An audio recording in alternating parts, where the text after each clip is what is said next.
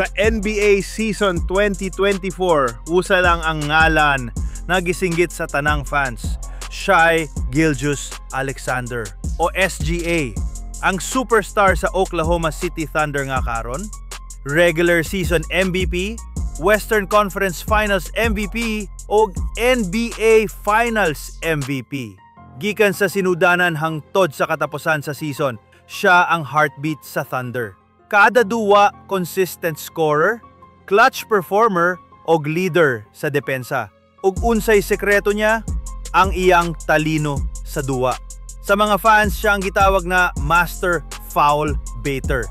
Kay kabalo jud siya mudani og foul.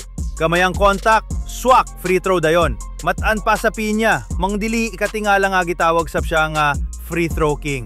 Kada duwa na siya sa linya pirme og halos tanan. Sulod, swish, swish, automatic kaayo. Pressure, wala sa bokabularyo ni SGA. Veterano kaayo mo duwa. Marama. Sa Western Conference Finals, siya ang nagdala sa Thunder padulong sa dako nga damgo.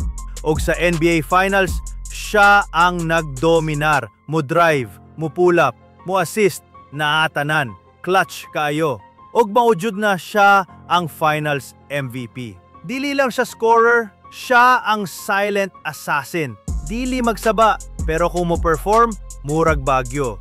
Walay kapugngan, walay kahadlok, ang tanang fans karon, proud nga musulti, this is the Shai era. MVP sa regular season, MVP sa West, MVP sa Finals, SGA, the complete package.